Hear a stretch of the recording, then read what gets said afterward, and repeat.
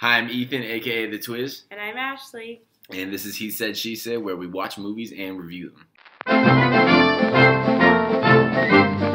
So we just got done watching a movie from 1993 called Heart and Souls. Starring Robert Downey Jr. and a nice who's who cast of 1990s actors. Robert Downey Jr. Plays a character who he has four angels, so to speak.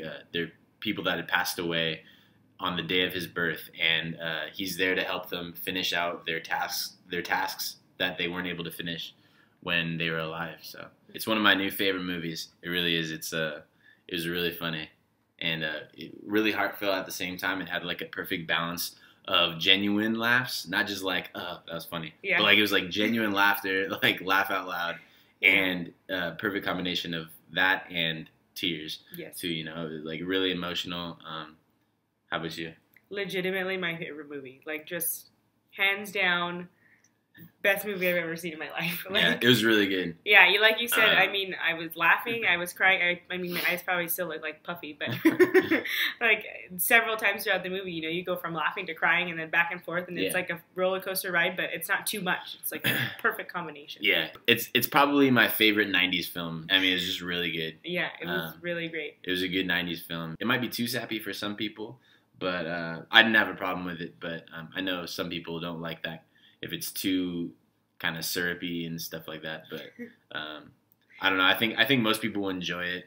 Honestly, I didn't think it was that bad though. I didn't either, actually. I thought the actors like portrayed it well enough that it wasn't like super sappy or cheesy. Yeah, the acting was really good. Yeah, I think like, the acting was great. Yeah, they had really good chemistry with each other. Yeah. And all that. So yeah, you really felt the relationship that had been built within the main characters. You know, I also think that the story was super unique. I mean, like.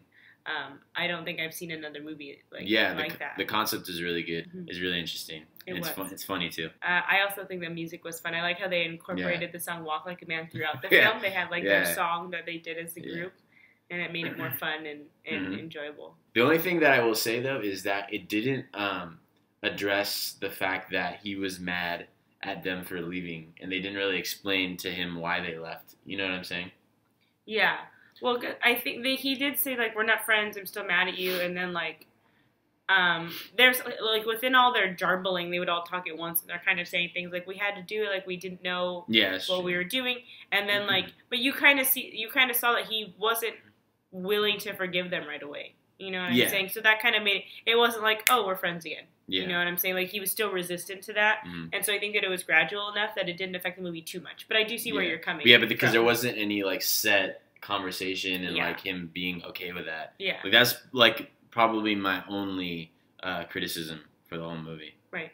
I can see that though. That makes sense. Yeah. Initially, I thought that the first act was a little bit rushed because I didn't feel like it gave enough time to develop background for the characters.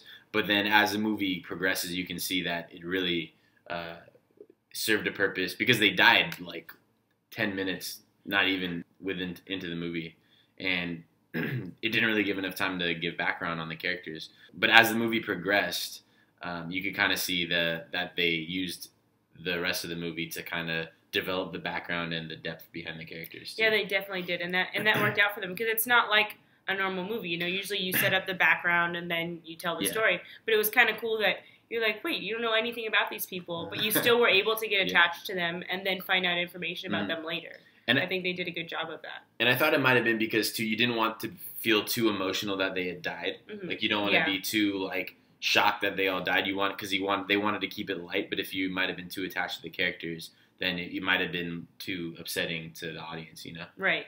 Because even though they died, they were still going to be a large part of the movie, so they didn't want you to have this huge scene where they die and you're really emotional about it, and then they just come right back. Yeah. You know? Yeah. So I think I can see why they did that. Exactly. Yeah. Yeah.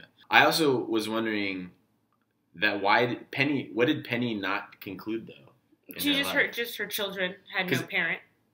Because like all three of the other ones had an actual event that they were trying to accomplish, and they weren't ever able to. They failed at all of their attempts to succeed.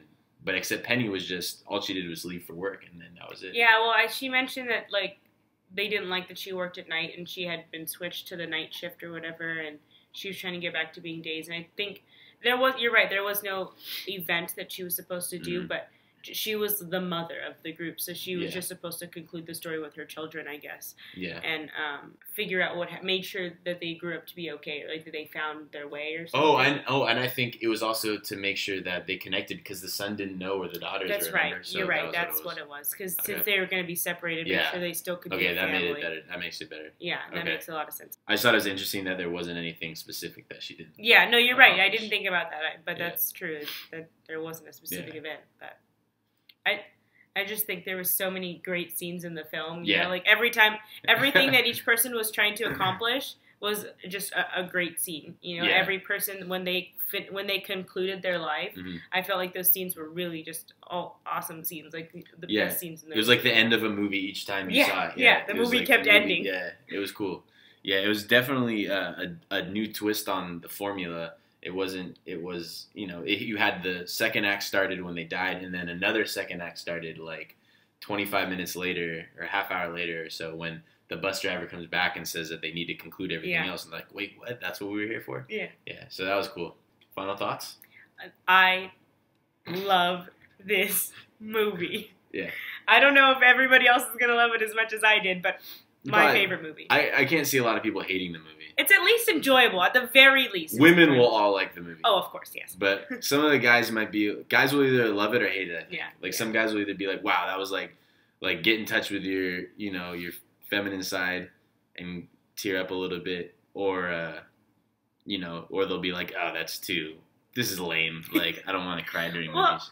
I feel at least they can appreciate the humor in it. I think everyone can appreciate Robert Downey Jr.'s like hilarious. Yeah, he's so silly in the movie. He's so funny. Yeah. Yeah, it's so perfect. Yeah. I think everyone can at least appreciate the humor in the movie and still enjoy themselves, even if they think it's a little bit overboard with the emotions or something. It's still enjoyable as a movie. Yeah, I thought it was very non-formulaic, which I thought was cool because a lot of times sappy movies just fall into like, okay, this is predictable. I know it's going to happen. I mean, some parts are a little predictable, but nonetheless, they were still emotional when they happened. But there were a few things in there that blindsided you a little bit as far as like how it was going to end. Yeah. So I thought that was kind of cool.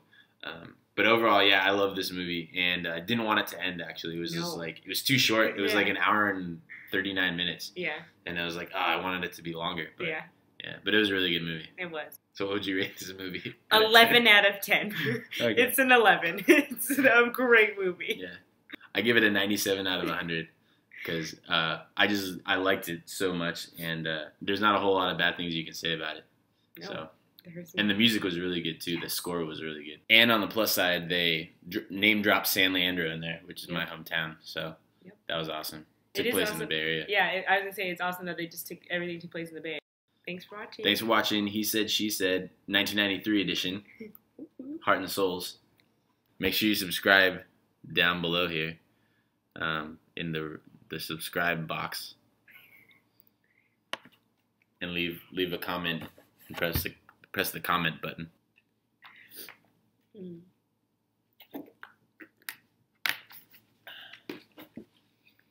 All right, see you later. Bye. Peace.